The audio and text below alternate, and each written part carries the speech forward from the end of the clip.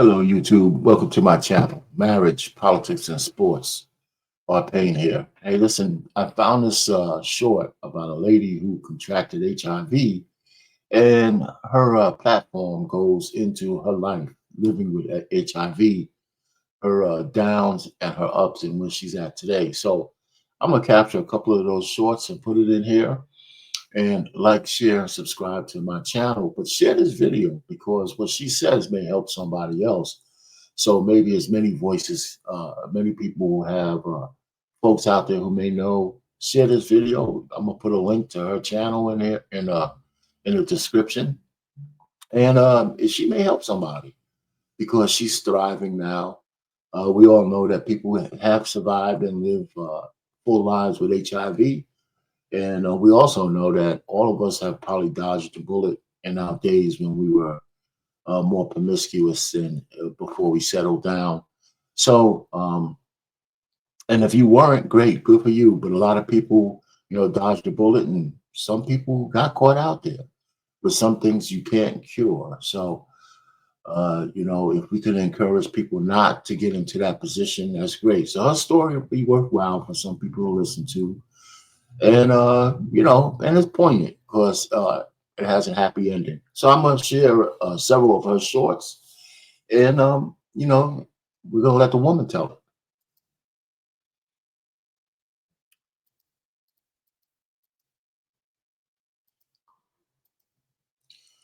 Let me find the one that I want to share. Right, there you go. How I found out that I had HIV. So at this point, I was already with my ex, the guy who infected me, for about 5 months. The relationship was OD traumatic. I knew he was like not faithful to me, but I never thought that he was like not using protection with other women. At least I made myself believe that. At this point, I didn't have any more like symptoms. Like I already went through the acute stage where I felt like I was literally gonna. However, a couple of symptoms persisted even after that were a little bit more subtle, but just as alarming. The first thing that freaked me out really was that I would have a continual yeast infection. I know it's kind of gross, but it's the reality of HIV. And a continual yeast infection is called thrush. I'm not saying that everyone that has thrush has HIV, but thrush is part of the symptoms of having HIV. And I'm from the hood or whatever, so there's like a little hood doctor. I didn't have insurance. Oh, I didn't have insurance at that time, and so like anytime I needed the yeast infection like medication, I would just go to the hood doctor. So something that I forgot to mention is that the acute stage is basically the stage where you are most symptomatic.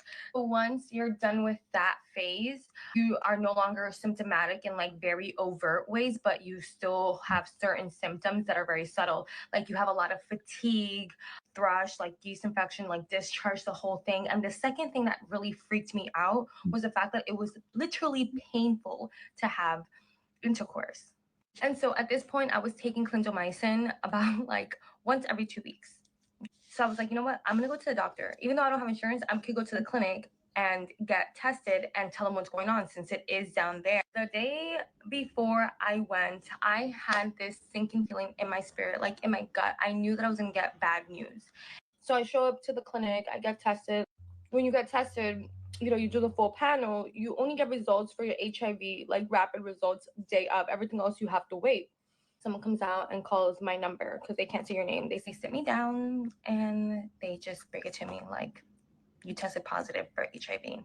My world literally shattered into a million pieces. So that is how I found out that I was HIV positive. All right. So listen, so we're gonna go through her next video, but it's got to be a traumatic kind of thing. So she had those little symptoms she's talking about, but she's gonna give you some more symptoms in this particular Acute stage symptoms. There were plenty, but I'm only going to talk about 3 in this video. Starting off strong, the vomiting and diarrhea. That was my first symptom. That went on for about a week, every day. Then one day I woke up and I had this. Hundreds of little dots all over my arms, my legs, perhaps my back, literally everywhere. They didn't itch, they didn't swell up, they were just on my skin. For a second, I was relieved when I saw the dots because I thought I had chicken pox. And I'm like, well, that explains why I feel like I'm gonna croak. But no, it was HIV. The third thing that I experienced was a huge canker sore inside of my mouth. I don't have a picture of it, but I'm gonna put a picture up here of what a canker sore looks like. It was enormous and painful and alarming. So please, no more DMs about swollen lymph nodes and headaches. HIV is much more aggressive. I have not experienced anything. So we'll let that one. That was a short one. So we got one more, and hopefully I don't spaz out like I did last time.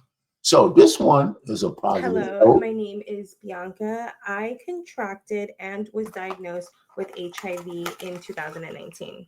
It was my birthday last month and I still was able to get my Sephora gift. If I'm being completely honest, I never really wanted kids. I just thought that motherhood was simply not for me. Getting diagnosed with HIV is what actually made me realize that I really did want to be a mom. And you want to know something crazy? That as I sat there just trying to process the news that I was just given, the first thought that came to my mind was not, am I going to die? But rather, am I ever able to be intimate again with another person? And am I able to have children? Answer to both of those questions were a yes. Not only could I safely have unprotected sex, but I could also conceive a child that would not come out with HIV. So a little over a year after I was diagnosed with HIV, my incredible man and I conceived our daughter, Jewel. By the way, the father of my child is not the person who intentionally infected me. So we conceived her naturally the good old-fashioned way. Both he and my daughter are still HIV negative. So if someone that you know or that you're interested in just told you that they are HIV positive,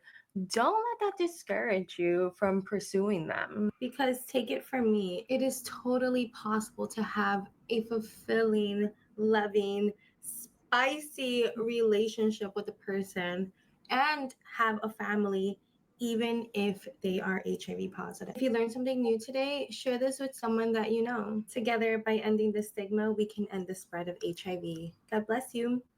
Bye. So listen, this is a good news story for her, and it tells you that there's possibilities if you're feeling hopeless out there. So, so consider this a public service announcement for folks living with HIV, and don't forget where you got it from. Our Payne here. I'm gonna put the link to her channel in the description, like I said before. Our Payne, marriage, politics, and sports. Over and out.